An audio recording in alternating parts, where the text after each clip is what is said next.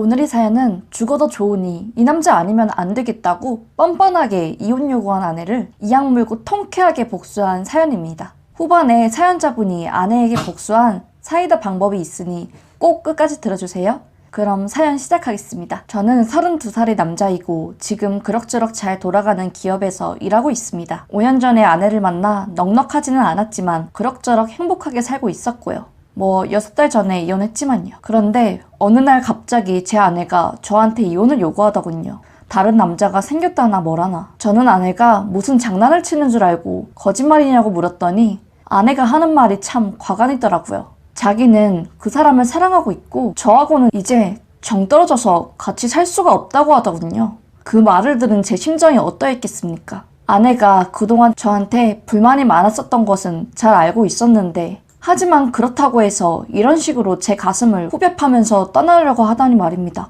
연애할 때도 항상 남자 문제로 문제를 일으키곤 했습니다. 저 몰래 클럽에 가거나 아니면 그냥 친구라면서 남자들과 술 마시고 수다를 떤다거나. 그 여자가 제 첫사랑이어서 그때는 그냥 그런 것보다 사랑하는 마음이 더 커서 내가 사랑을 더 줘야겠구나, 내 잘못이구나 라고 생각했습니다. 참 순진하고 바보였죠. 결혼하고 나서도 10년 만에 만나는 친구들 보러 간다고 늦게 온다고 하더니 나이트에 가서 놀고 동네 이자카야에서 그 사람들과 수다 떨고 있는 것을 아는 동생이 알려줘서 난리가 난 적도 있었어요. 아내는 친구가 남자친구들도 데려왔다니 나이트에서 만난 사람들 아니라고 발뺌했지만 아는 동생은 나이트 이야기도 나오고 약간 연인 분위기가 났다고 해서 솔직히 아내의 말을 믿지는 않았습니다. 그래도 어차피 애도 있고 이혼할 수도 없으니 그냥 모른 척하고 아내를 믿고 살았죠. 차라리 다른 변명을 했으면 이해라도 했을 텐데 왜 갑자기 남자가 있다고 대놓고 거짓말을 하는 건지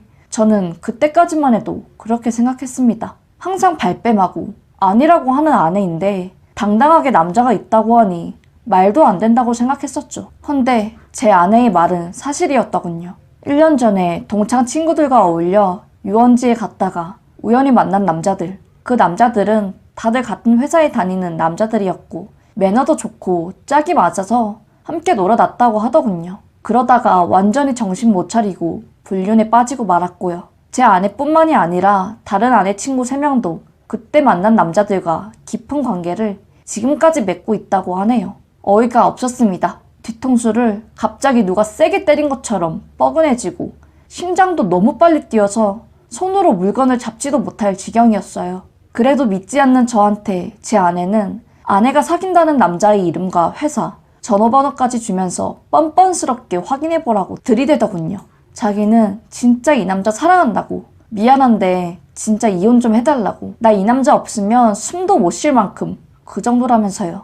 자기 인생에 이런 감정은 처음이었다고 합니다. 참나 기가 막혀서 여태껏 나랑 했던 연애와 사랑의 감정들 그리고 우리 아이까지 모든 게 거짓말인 건지 감쪽같이 속인 건지 말도 안 나오더라고요. 생각 같아서는 아내를 죽도록 패주고 싶었지만 그래도 아이가 있으니 꼭 참았습니다. 애가 있는데 일단 가정은 지키고 엄마 없는 애로 키울 자신이 없었습니다. 이때까지만 해도 손이 벌벌 떨리고 식은땀도 났지만 일단 아내 이야기를 더 들어보고 설득시키고 예전만은 못해도 애가 성인이 될 때까지만 내가 참으면서 그 다음에 이혼을 하던 뭐하던 하자고 생각했죠. 다음 날에 그 남자를 찾아가 설득을 했습니다. 그 남자도 역시 가정이 있는 남자였었고 이혼을 원할 리가 없다고 생각했으니까요. 만나지 말라고 마지막 경고라고 나 가정 지킬 거고 너도 정신 차리라고 말하고 오려고 했습니다. 헌데 그 남자 한다는 소리가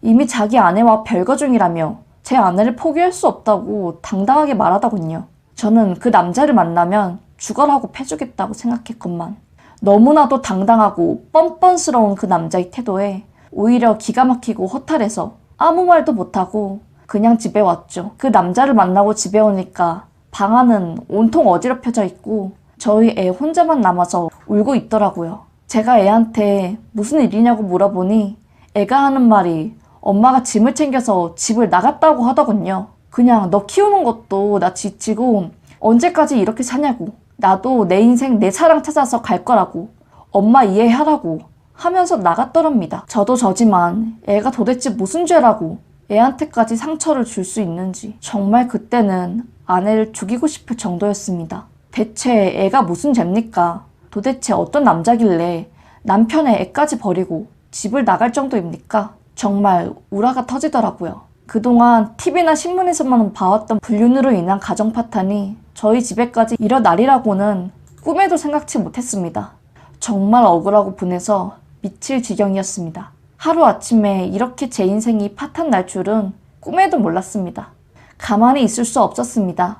애한테까지 그 짓거리를 하고 전 이 사실을 애한테 숨길 예정이었는데 씻을 수 없는 상처를 주니 폭발하다 못해 진짜 화를 주체할 수 없더라고요. 한참 동안 생각한 끝에 저는 아내에게 확실하게 복수할 방법을 연구했습니다. 생각 같아서는 그 남자나 아내나 개 패듯이 패고 싶었지만 그렇게 무턱대고 하는 것보다 확실하게 그 년놈들 눈에서 피눈물이 나게 하고 싶었습니다. 저는 수소문 끝에 아내가 만나는 친구들을 알아내 그들이 남편들에게 전화를 걸었습니다. 그리고 남편들에게 내 아내가 남자들 만나서 추잡한 짓거리를 저지르고 있다고 알리고 당신네들 아내들도 똑같은 짓거리를 하고 있다고 똑똑히 말해 주었습니다. 내 아내와 당신들 아내들이 1년 전 만난 동창들과 히히덕거리면서 커플 데이트하고 가정 파탄 내고 난리가 난 사실을 알고 있으라고 했죠. 제 말에 남편들은 저한테 처음엔 너 뭐냐고 거짓말 치지 말라고 하답니다.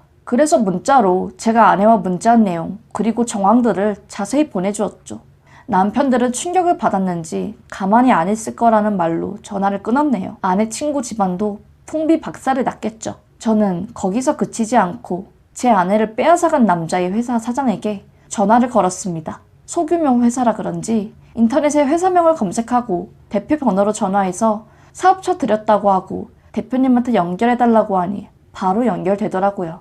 사장에게 당신 회사 사원 4명이 지금 유부녀와 불륜을 저지르고 있다고 도대체 부하 직원들을 어떻게 관리하냐고 한마디 제대로 해줬습니다. 회사에서 조치가 제대로 취해지지 않으면 나는 명예훼손도 각오하고 어떤 일을 벌일지 모른다고 전단지를 뿌리던 1인 시위를 하던 확성기로 회사 모든 사람이 알 수 있게 소리를 치던 할 테니 이게 내 마지막 경고니 알아서 처리하라고 하고 끊었습니다. 흐지부지 넘어간다면 정말 저는 고소당할 생각으로 그 회사에 가서 깽판을 칠 생각도 있었지요. 어쨌든 그 사장은 처음엔 그 사실을 믿지 않은 것 같더니 제가 사원들의 이름과 하는 일 등 구체적인 이야기를 하니 충격을 먹고 그제서야 믿는 듯 했습니다. 일단 진정하고 책임지고 이 사안에 대해 해결을 할 것이니 걱정하지 말라고 끊었네요. 그 다음 날로 제 아내, 아니 그 썩을 년에게서 전화가 왔더라고요. 부재 중인 몇십 통에 문자로 욕이란 욕은 다 보냈네요. 그녀는 저한테 이렇게 치사하게 놓을 수가 있냐면서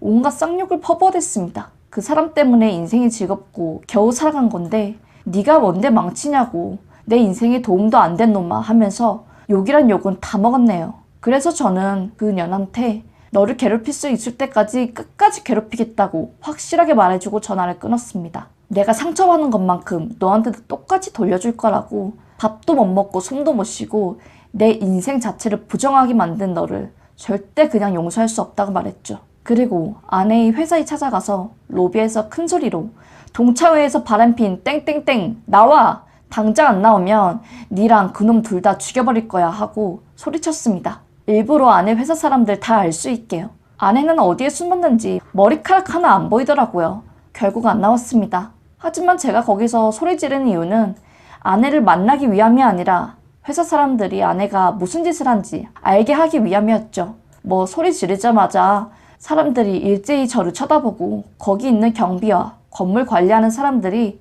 뭐하는 짓이냐면서 난리가 났죠. 결국 끌려나가면서 쫓겨나갔지만 뭐 일단 회사를 멀쩡하게 다니지 못하게 한 것은 성공했네요. 그리고 결국 아내의 친구들은 죄다 이혼을 당하고 집에서 쫓겨났더군요. 사귀던 남자들도 일이 크게 번질까봐 서둘러서 그 옆에 애들과 관계를 끊었고 그 중에 한 남자는 아내에게 발각되어 이혼을 당했다는군요. 그리고 그들이 다녔던 회사의 사장은 사생활이 엉망인 직원들은 필요도 없다면서 그들을 죄다 내쫓았답니다. 그런 사람들이 회사에 다니면 회사가 멀쩡히 돌아갈 일이 있나요? 괜히 그런 사람들 데리고 있다가 회사 이미지만 망치니 사장 입장에서는 그들을 자르는 것이 당연한 결과였겠네요. 물론 제 아내를 빼앗아갔던 그 남자도 쫓겨났고요.